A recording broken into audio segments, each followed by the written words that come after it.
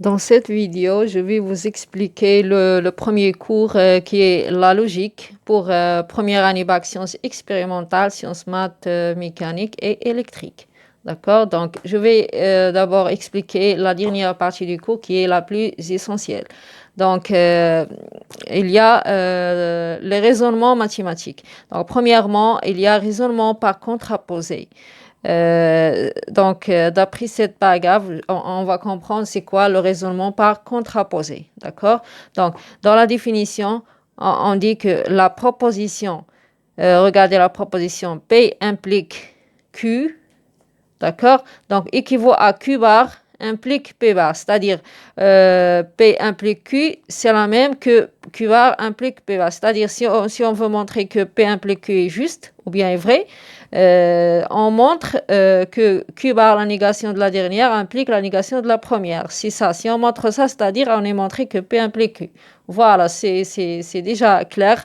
Donc, cette proposition s'appelle, ou bien est nommée, raisonnement par contraposé. D'accord? Donc, dans l'exemple, vous allez bien comprendre plus que ça.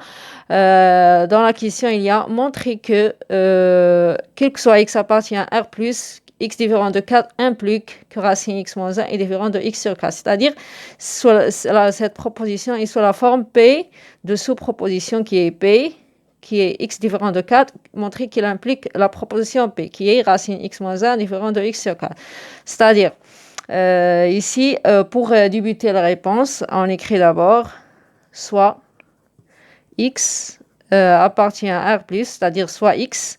On n'est pas encore montré que soit x pose, d'accord? Donc, on propose que, ou bien on prend un réel ou bien un variable positif, voilà, appartient à R+, c'est ça. Donc, montrons que la proposition P implique Q, c'est-à-dire x différent de 4, implique que racine x moins 1 différent de x sur 4. D'accord? Donc, pour montrer ça, on fait comment? On fait quoi? C'est-à-dire, on montre, au lieu de montrer ça, on montre que racine x moins 1, la négation, donc égale à x sur 4, implique que x égale à 4. C'est-à-dire, on montre que Q bar, l'implication de cette proposition, ça c'est P, ça c'est Q. Donc, on montre que Q bar, c'est-à-dire égal, implique P bar. C'est ça, X égale. Donc, montrant que Q bar implique P bar. Donc, on débute, on commence par ça, par Q bar, et après des implications, on arrive à P bar, c'est-à-dire à X égale à 4. Donc, débutons la réponse ici. Donc, on a soit X, d'abord, X, on est travaillé. On est en train de travailler avec un variable réel, donc, mais doit être positif, donc, parce qu'on fait racine x. Donc, racine x moins 1 égale à x sur 4 implique quoi? Donc, la modification qu'on peut faire ici, c'est de faire la multiplication. Voilà, donc 4 fois 4, ça implique 4 fois racine x moins 1. Puis, égal à ça, c'est comme si sur 1. Donc, x fois 1, c'est-à-dire 6x. Puis, il implique que on fait le développement, c'est-à-dire racine 4, racine x moins 4 égale à x. On met tous les termes de ce côté, donc c'est-à-dire x, et on crée ce côté, la première. Donc voilà, x moins 4 racine x, puis plus 4. Et ce côté reste rien, c'est-à-dire il reste 0. Donc voilà, ça, on remarque que c'est un terme commun remarquable. Racine x, c'est-à-dire racine x au carré. D'accord? Donc, racine x au carré moins 4 racine x. Je veux bien mettre clair les choses. Donc, voilà, racine x au carré moins 2 fois racine x fois 2. C'est ça le 4 racine x. Donc, plus ça c'est la valeur de A, ça c'est B. Voilà, ici doit être B au carré, c'est-à-dire, elle est déjà là, voilà, c'est 4, c'est-à-dire 2 au carré, égal à 0. Donc, factorisation, c'est-à-dire la deuxième identité remarquable, c'est-à-dire on l'applique ici, c'est-à-dire racine x moins 2, A moins B, le tout au carré. Donc, racine x moins 2, le tout au carré. D'accord? Voilà. Donc, on continue. Un nombre au carré égale à 0, c'est-à-dire on enlève le carré, c'est-à-dire racine x moins 2 égale à 0, puis c'est-à-dire racine x égale à 2. On fait au carré, c'est-à-dire on obtient x égale à 2 au carré, c'est 4. Voilà, on est arrivé à P. On est à P bar. On est débuté par Q bar et on est arrivé à P bar. Donc on a Q bar implique P bar. Voilà, alors d'après le principe de raisonnement par contraposé, alors P implique Q. Voilà, quand on montre que Q bar implique P bar, c'est-à-dire que P implique Q, c'est-à-dire quoi? C'est-à-dire que quel que soit X, on écrit la réponse finale ici. Voilà, quel que soit X appartient à R, P implique Q, c'est-à-dire X est différent de 4, implique que l'expression racine X moins 1 est différente de X sur 4. Voilà, on est fini. On a fini la réponse. Voilà. Donc, passons à expliquer le deuxième raisonnement qui est raisonnement par disjonction des cas. D'accord? Donc, d'après la définition, on a raisonnement par disjonction des cas se base sur la loi suivante. Voilà. On est ici, on lit d'abord la loi. On est P ou R, proposition P ou proposition R implique la seule proposition Q, d'accord?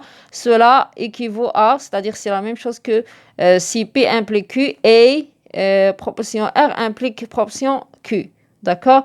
C'est-à-dire quoi? C'est-à-dire, par exemple, si on nous demande dans un exercice de montrer qu'une proposition Q est juste ou bien vraie ou bien existe, c'est-à-dire on commence par disjonction, on le montre par disjonction de cas. C'est-à-dire quoi? C'est-à-dire on prend deux cas différents, soit P ou R, d'accord?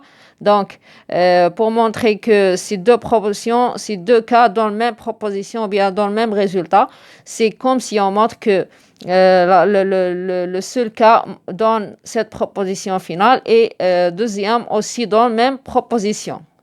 D'accord? Donc, voilà, vous allez la bien comprendre d'après cet exemple. Donc, regardez bien.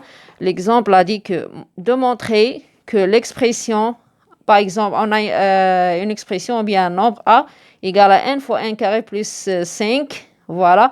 Montrer que ça c'est une proposition. D'accord? Par exemple, proposition quelconque qui est Q. Par exemple, Q. D'accord? Montrer que cette proposition qui est que ce nombre est un nombre pair, quel que soit n de n. C'est-à-dire montrer que quel que soit n appartient à n. Donc, la question est de montrer que quel que soit n appartient à n. Alors, a égale à n fois n carré plus 5 est pair.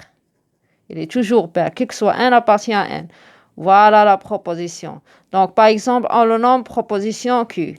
Donc, quels que soient les cas, c'est-à-dire, on doit montrer que cette proposition existe ou bien est juste. D'accord? Donc, les cas qu'on doit prendre, c'est-à-dire, on va débuter par première proposition, c'est que pour montrer ce genre de questions, c'est que ici on met si, c'est-à-dire, la première proposition, c'est P. Oui, la deuxième, c'est R et on montre que ces deux propositions donnent la même proposition finale qui est le résultat de l'exercice qu'on doit montrer. D'accord? Donc, on écrit ici.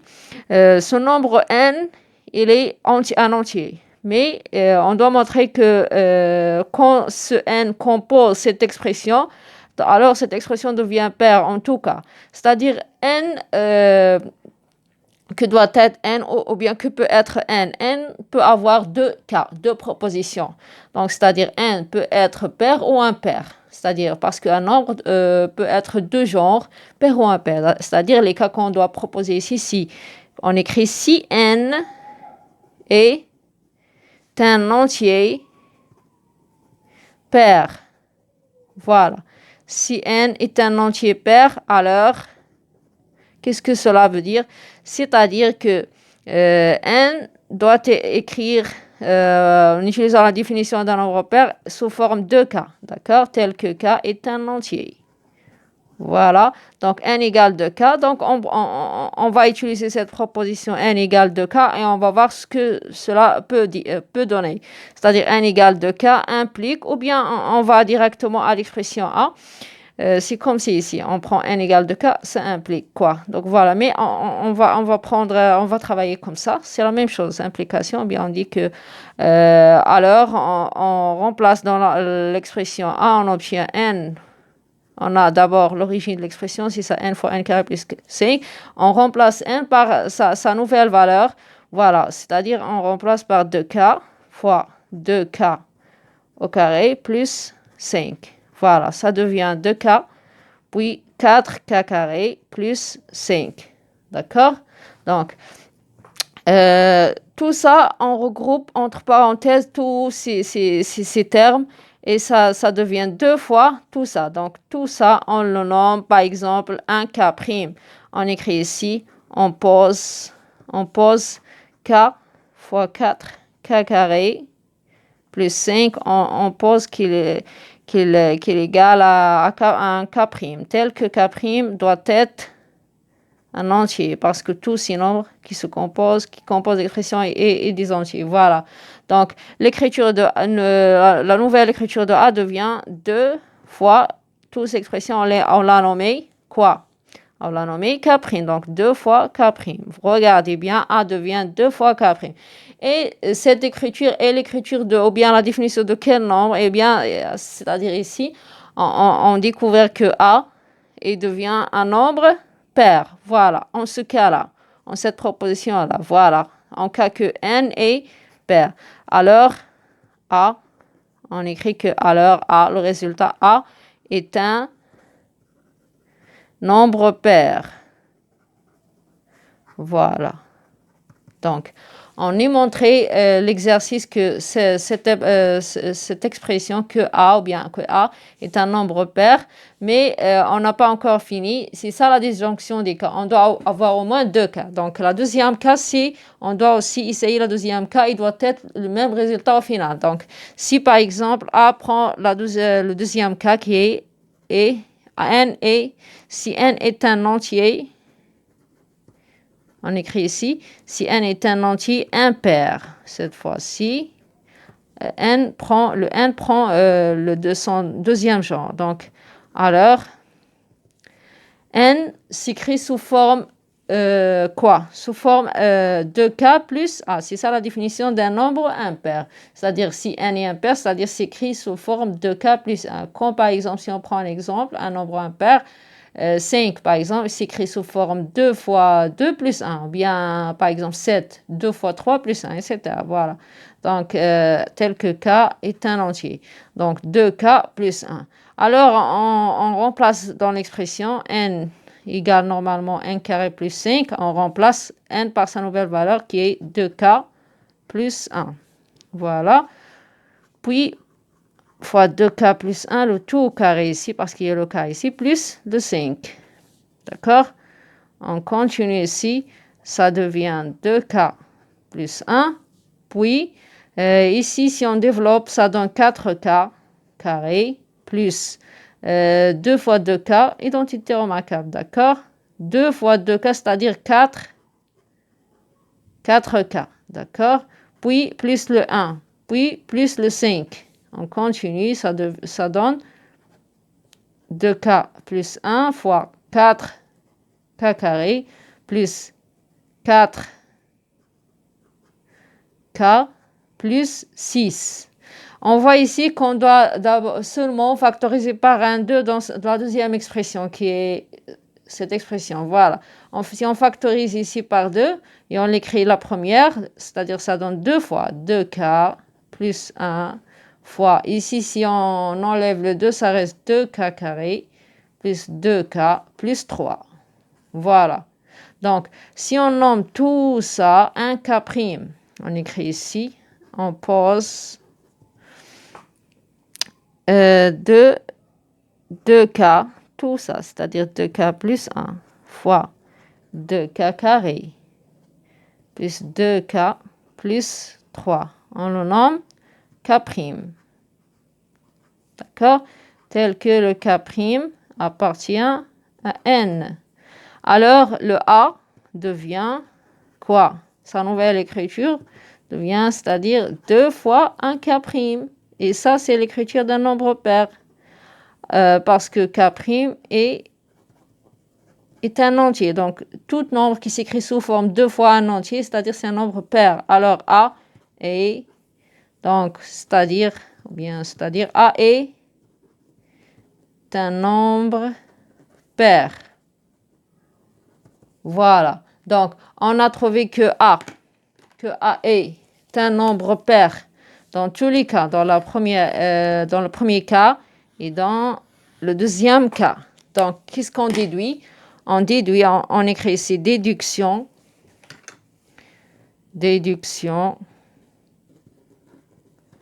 C'est ça, le raisonnement par disjonction. On fait déduction. À la fin, on a déduit d'abord que la première proposition, ou bien le premier cas, donnait le même résultat, le deuxième a donné le même résultat. Donc, qu'est-ce qu'on déduit? Que ces deux résultats donnent le même résultat, c'est-à-dire le résultat final, c'est-à-dire est juste. C'est le résultat qui est proposition Q. C'est ça la proposition Q. On est montré que dans tous les cas, ça est donné, même résultat, ce qui est proposition Q, c'est-à-dire la proposition Q est juste. Donc, on écrit ici que quel que soit n appartient à n, c'est-à-dire quel que soit n en entier, alors l'expression suivante qui se compose sous la forme n fois n carré plus 5 est un nombre pair, est un pair. Voilà, on a fini de répondre à cet exemple.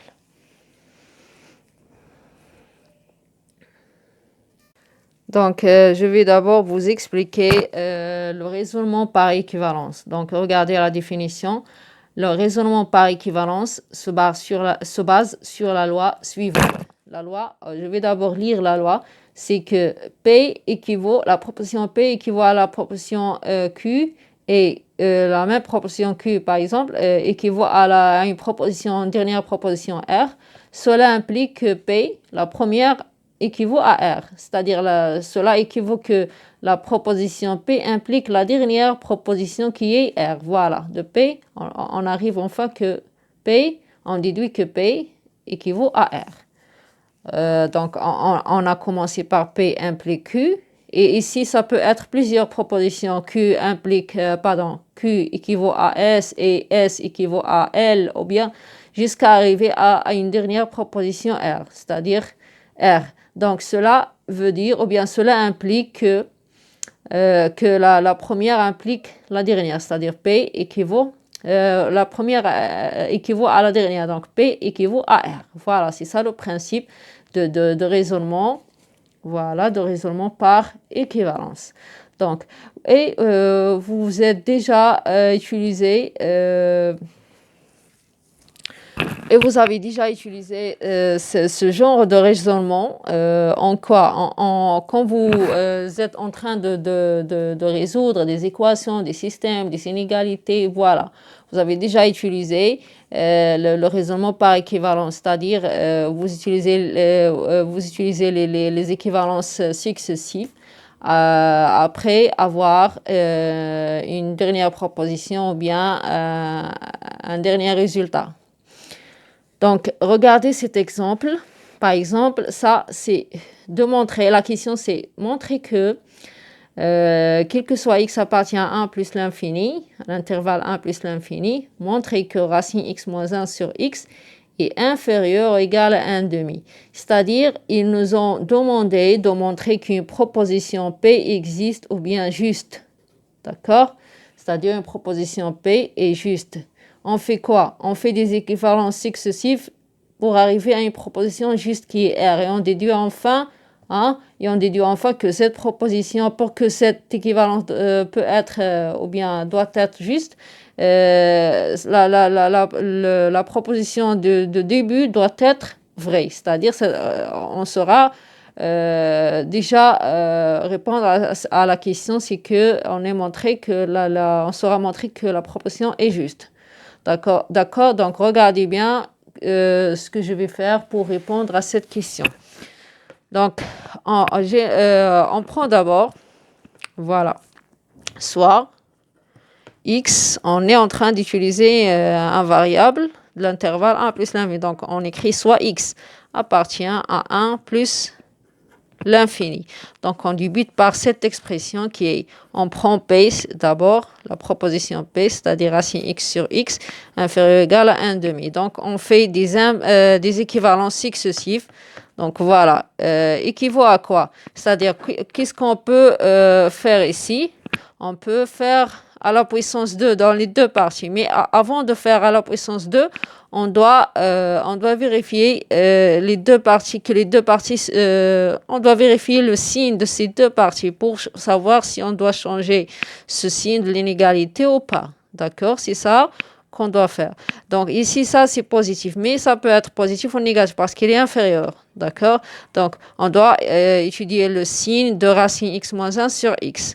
Donc on a déjà... Alors, je vais écrire d'abord, je vais s'arrêter ici et je reviens après.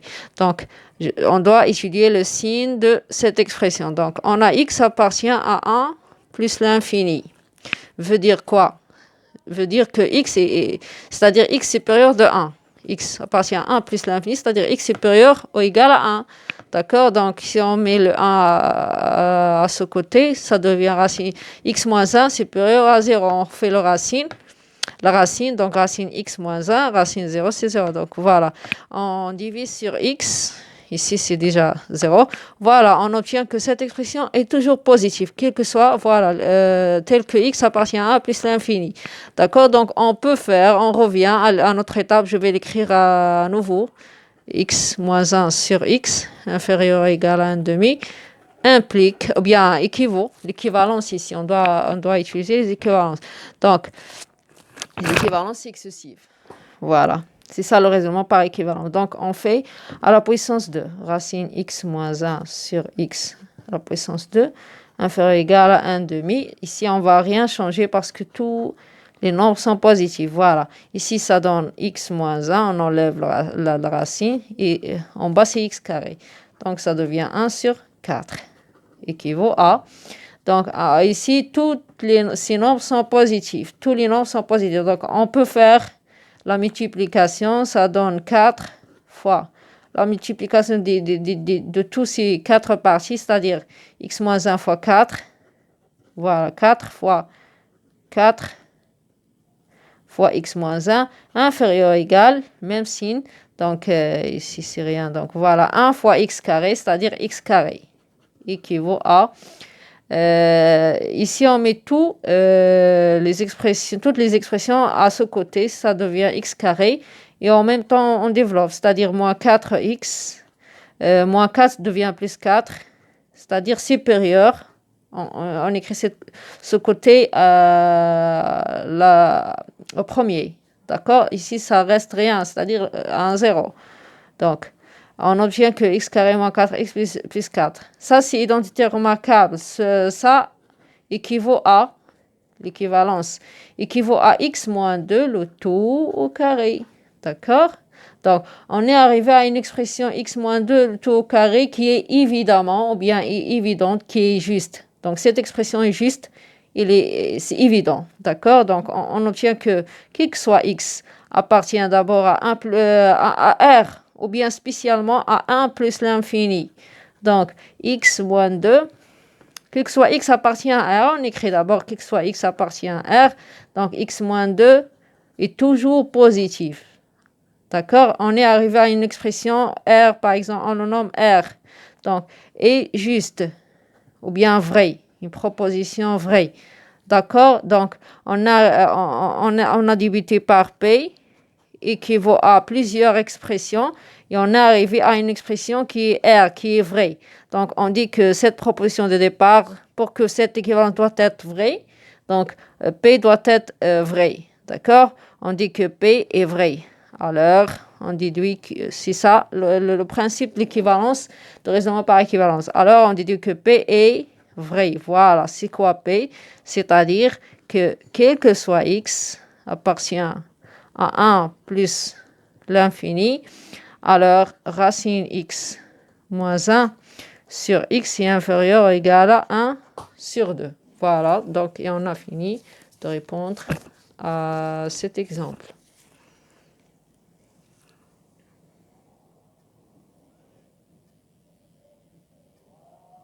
On passe à expliquer le raisonnement par absurde. Donc, d'après cette définition, on a le raisonnement par absurde se base sur la loi suivante. Donc, on a la négation de P, c'est-à-dire P bar implique Q bar. Donc, tout cela implique la proposition P. C'est-à-dire quoi? C'est-à-dire, pour montrer enfin qu'une proposition P, normalement, on obtient au début de l'exercice, on nous demande de montrer qu'une proposition P existe ou bien est vraie. Donc, pour montrer que cette proposition est vraie, on suppose qu'il n'est pas vrai, on prend sa négation, c'est-à-dire on commence par P bar, on prend P bar, on met les implications jusqu'à arriver à une interdiction ou bien à une interdiction, c'est-à-dire à une proposition qui est impossible, qui n'est pas juste, parce qu'on a, pour que ça doit être juste, Q bar. Donc, il n'est pas juste parce que l'une des propositions est vraie, l'autre est fausse. Donc, pour que Q et Q bar doit être, toute cette proposition doit être juste, il faut qu'on ne peut pas avoir Q et Q bar en même temps. D'accord? Donc, on arrive à une contradiction. Donc, cela implique qu'on est arrivé à une proposition fausse, c'est-à-dire P bar est fausse pour que l'implication doit être juste. D'accord? Donc, alors, on déduit, cela implique, ou cela nous donne que P, la proposition de début, de départ, est juste. C'est ça le principe de l'absurde, ou bien le raisonnement par absurde. Regardez la technique, je vais expliquer un petit peu la technique. La technique, c'est tout ce que j'ai dit tout à l'heure. Donc, voilà, si on veut montrer qu'une proposition P est vraie, d'accord, donc on suppose que sa négation P bar est vraie. D'accord, et on montre que cela entraîne une proposition fausse. Donc, on prend sa négation qui est P bar et on montre que ça entraîne une proposition fausse. Et après, on déduit que P est vrai. Parce que, entre parenthèses, puisque on dit qu'on est arrivé à une contradiction que Q bar ne peut pas être juste en même temps.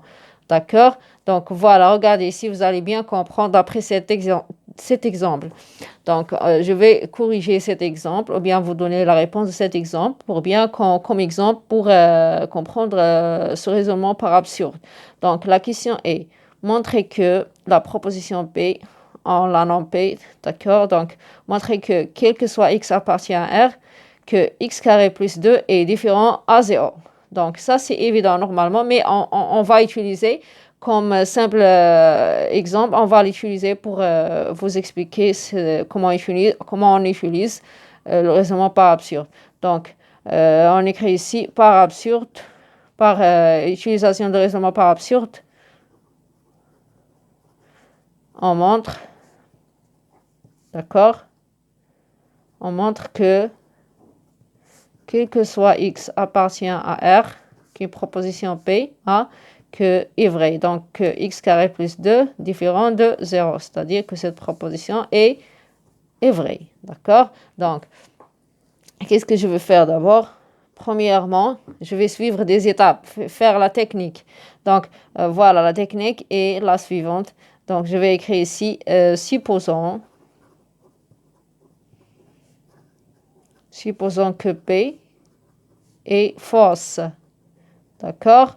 Alors, P bar, sa négation, P bar est, si P est fausse, donc sa négation est juste, est vraie.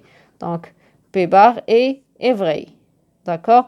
Et quoi P bar? Je vais l'écrire, c'est-à-dire la négation de tout ça, la proposition P, c'est-à-dire existe au moins un x appartient à R, tel que x carré plus 2, différence devient égale. Donc, existe un x tel que x carré, on ajoute 2, c'est-à-dire plus 2, ça donne 0. Donc, on doit chercher s'il existe ce x, c'est-à-dire on doit commencer par ça et on va arriver justement à une contradiction parce que si on nous demande de montrer que ça existe, c'est-à-dire elle est juste, ça existe, qu'on ne peut pas avoir un x, on ne va pas trouver un x, c'est-à-dire que tout ça ne peut pas avoir un x, qui que soit x appartient, que tout ça est différent de 0. On ne peut pas être égale à 0, il n'existe pas un x. Mais on va quand même débuter par ça, par p bar, c'est-à-dire on écrit ici existe x appartient à R, tel que x carré plus 2 égale à 0.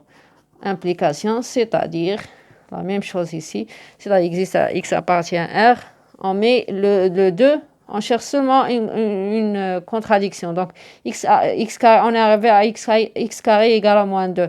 Donc, ça, c'est une contradiction. Ça, c'est une proposition, par exemple, nommée Q ou bien. Donc, Q est fausse. Donc, il est d'abord contradiction. Il est une contradiction. Il ne peut pas être juste.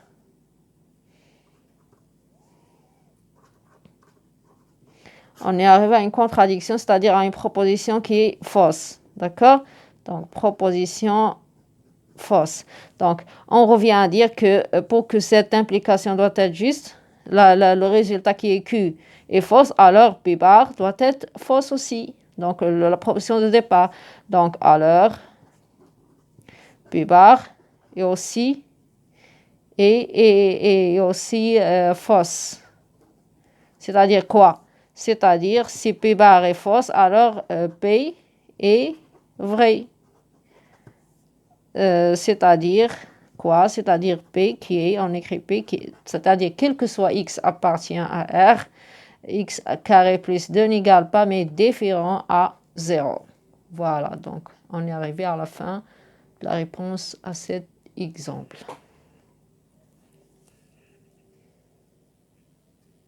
D'abord, je vais vous expliquer le raisonnement par récurrence. D'accord? Donc, regardez la propriété. La propriété a dit que soit Pn une fonction propositionnelle sur n, d'accord? Donc, c'est-à-dire dans les exercices, il nous donne une proposition, nous montrer qu'une proposition est juste. Proposition, ou bien exactement une fonction propositionnelle du point de n, d'un variable n, d'un entier n, d'accord? Donc, la méthode ou bien la propriété, c'est que s'il existe un n0 tel que P de n0 est vrai, c'est-à-dire quand n prend la valeur n0, la proposition P1,0 est vraie. Et si aussi, pour tout n supérieur à n0, c'est-à-dire en général, P de n, la proposition Pn donne une proposition juste qui est P de n si on va jusqu'à Pn plus 1. n plus 1, on va jusqu'à n plus 1. Donc, on est arrivé à une proposition juste. Alors, pour que l'implication doit être juste, alors la proposition de départ est juste. Alors, on dit, c'est ça ce qu'on déduit, c'est ça le principe de récurrence. Alors, on déduit, ou bien on conclut que qui que soit n supérieur à n0, P de n, la proposition de départ est vraie. C'est ça le principe. Donc, regardez la technique ici. Donc, la technique est en pratique, c'est-à-dire pratiquement pour montrer qu'une proposition Pn qui que soit n supérieur à n0 est vraie, d'accord? Il nous donne au départ une proposition Pn et il nous demande de montrer que cette proposition est vraie, d'accord? Donc, on suit les étapes suivantes. Donc, premièrement, on montre que Pn0 est vrai, c'est-à-dire on donne une valeur à n, c'est-à-dire P de n, mais on donne une valeur, c'est-à-dire P de 1 ou bien P de 2, et on vérifie s'il est vrai, c'est-à-dire, en général, on donne valeur à n, c'est-à-dire P de n0. Cette valeur, par exemple, est nommée n0, donc ça devient P de n, et on vérifie que P de n0 est vrai. Et on passe à l'étape suivante, qui est, on suppose après que Pn est vrai. D'accord? Donc, la proposition qu'on nous demande à l'exercice, on suppose qu'il est déjà vrai. On le prend, on travaille avec. Donc, ça s'appelle l'hypothèse de récurrence, cette proposition. D'accord? Que Pn est vrai. Et on montre après que Pn, si on va jusqu'à n plus 1, c'est-à-dire on suppose que P de n est vrai et on montre que Pn plus 1 est vrai. Donc, si Pn plus 1 est vrai, alors on déduit. Donc, on déduit que la proposition de départ, qui est Pn, est vrai. Et on sera déjà répondu, comme ça on sera répondu à notre question. Voilà, c'est ça le principe de récurrence. Donc regardez bien, regardez avec moi l'exemple et vous allez bien comprendre ce principe de récurrence qui est plus important des raisonnements mathématiques de ce cours. D'accord? Donc la question est de montrer que la proposition de notre exercice est Pn, par exemple nommé Pn, montrant que qui que soit n appartient à n, Donc, montrer que 3 à la puissance n est supérieur ou égal à 2n plus 1. Ou bien on dit une fonction propositionnelle liée aux variables n. Donc, montrant que cette propriété ou bien cette fonction propositionnelle existe, ou bien juste pour que tout n, 3 à la puissance n est supérieur ou égal à 2n plus 1. Donc, comment on montre cela? Ou bien on utilise le raisonnement par récurrence. Donc, je vais écrire d'abord le raisonnement que je vais utiliser. Je vais écrire par récurrence, ou bien par raisonnement par récurrence. On a, par récurrence, on a. D'abord, on donne, qu'est-ce qu'on a dit? Dans la première étape, on donne n, on donne valeur à n. Donc, pour n égale par exemple à 1 ou bien 0 par exemple, donc on obtient 3 à la puissance 0, c'est quoi? C'est 1. Et l'autre partie, on obtient 2 fois 0 plus 1. C'est quoi? C'est 1 aussi. Donc, normalement, 1 est supérieur ou égal à 1, c'est-à-dire 3 à la puissance 0 supérieur ou égal à 2 fois 0 plus 1, c'est-à-dire la proposition P de 0 est vraie. Est vraie. Cette proposition est vraie. D'accord? Donc, on peut aller jusqu'à autre nombre. Par exemple, on donne autre valeur. On peut aller jusqu'à n égale à 1. Et on vérifie aussi. On donne deuxième valeur à n, ou bien 3, tout ce que vous voulez. Donc, vous êtes libre de donner la valeur à n. Donc, je donne 1 à n, donc 3 à la puissance 1 égale à 3. Puis, l'autre partie, ça devient 2 fois 1 plus 1, c'est 3 aussi. Donc, 3 inférieur ou égal à 3, donc c'est-à-dire 3 à la puissance 1, supérieur ou égal. Donc, 2 fois 1 plus 1, ça c'est juste. D'accord? Donc, on dit que la proposition P de 1 est vraie. Est vraie. D'accord? Donc, on passe, ici on écrit la deuxième étape, ça c'est première vérification. Ici, on écrit soit n appartient à n, soit un entier. D'accord? Donc, on suppose, on passe à la deuxième étape, c'est la supposition. Ou bien l'hypothèse de récurrence. Donc, on suppose que Pn est vrai. D'accord? Et c'est quoi Pn? C'est-à-dire, on suppose que 3 à la puissance n supérieur, c'est quoi Pn? 3 à la puissance n supérieur ou égal à 2n plus 1. On suppose que ça est vrai, ça existe. D'accord? Et on le prend, on travaille avec, et on arrive on montre enfin que P de n plus 1. Donc, ça reste seulement une supposition. C'est l'hypothèse de récurrence, d'accord? Donc, et on montre, on écrit et on montre. Notre question devient la suivante. Donc, et on montre que Pn plus 1 est vrai. Est vrai. Et c'est quoi Pn plus 1? Alors, je vais écrire ici. Pn plus 1. Pn plus 1, c'est-à-dire 3 à la puissance n plus 1 est supérieur ou égal à 2n plus 1 plus 1. C'est-à-dire 3 à la puissance n plus 1 est supérieur ou égal à 2n. Je développe ici 2 fois 1, c'est 2 plus 1, c'est 3. C'est-à-dire, on montre que c'est ça le P1 plus 1 qu'on doit montrer. La proposition qu'on doit montrer. Donc, la fonction proposition, voilà. Donc, on montre que P1 plus 1, qui est 3 à la puissance 1 plus 1, est supérieur ou égal à 2n plus 3. On doit montrer cela. Si on montre que cela existe, c'est-à-dire P1 plus 1 est vrai, on revient et on dit que notre hypothèse de récurrence, c'est-à-dire que Pn est vrai. D'accord? Donc, on continue ici.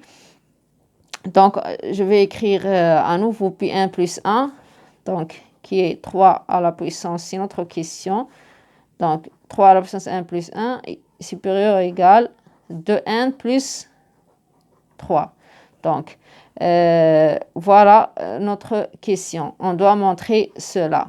D'accord? Donc, on prend Pn. On commence par Pn. Notre départ, proposition de départ, c'est Pn. Je vais écrire. Donc, on commence par Pn. 3n supérieur ou égal à 2n plus 1. Donc, on va par implication. Donc, pour arriver à P1 plus 1 à la fin, donc, il nous faut quoi? De rajouter quoi? Donc, il nous faut seulement de multiplier par 3, par exemple. Si on multiplie par 3 les deux parties, 3 fois 3 puissance, je dois multiplier par l'autre partie aussi, donc pour que ça doit être la même. Donc, 3, 3, donc ça donne ici 3 à la puissance, 3 fois 3 à la puissance 1, c'est 3 à la puissance 1 plus 1, d'accord? Et supérieur égal, voilà, et supérieur égal 3 fois 2, c'est 6. N, 3 fois 1, c'est 3, donc plus 3. Voilà. Donc, on est arrivé à une proposition, mais ce n'est pas la proposition, bien la fonction proportionnelle, puis 1 plus 1, mais arrivé à une proposition différente. Il ne faut, pour comparer, il ne faut quoi? Il ne faut juste montrant que 6n plus 3 est supérieur ou égal à 2n plus 3. Montrons cela. D'accord? Montrons que 6n plus 3 est supérieur à 2n plus 3. Pour arriver à notre réponse. Si cela existe, c'est-à-dire on sera arrivé à notre proposition puis 1 plus 1. Donc, on a, ça c'est déjà facile. Donc, on a 6n, comparer 6n et 2n. 6n est déjà supérieur à 2n. D'accord? Donc, à 2n. Donc, si on rajoute le 3 dans les deux parties, ça devient 2 si 1 plus 3 est supérieur à 2n plus 3. D'accord? Donc, on est arrivé à notre proposition. Donc, on a pris au départ 3 à la puissance n supérieur à 2n plus 1. Et on est arrivé à notre proposition à la fin, 6n plus 3, qui est supérieur à 2n plus 3. D'accord? Donc, voilà. Donc, regardez ici, je vais écrire seulement 3 à la puissance n plus 1 est supérieur à 2n plus 3. Voilà. D'accord? Donc, tout ça exactement, c'est quoi? Ça, c'est Pn plus 1. Donc, on est arrivé à une proposition. Donc, pour que l'implication normalement, notre application est juste. Donc, d'accord? Donc, pour que l'implication doit être juste, il faut que, donc, on est arrivé à une proposition juste. Et alors, la proposition de départ doit être juste. Donc, alors, d'après le principe, on écrit. Donc, ça, c'est une proposition vraie. Voilà, on est arrivé à une proposition. Ou bien, on vérifie que Pn plus 1 existe d'après cela. Donc, d'après notre proposition de départ, alors notre proposition de départ est juste, est vraie. Donc, alors, on écrit d'après. C'est ça le principe de récurrence.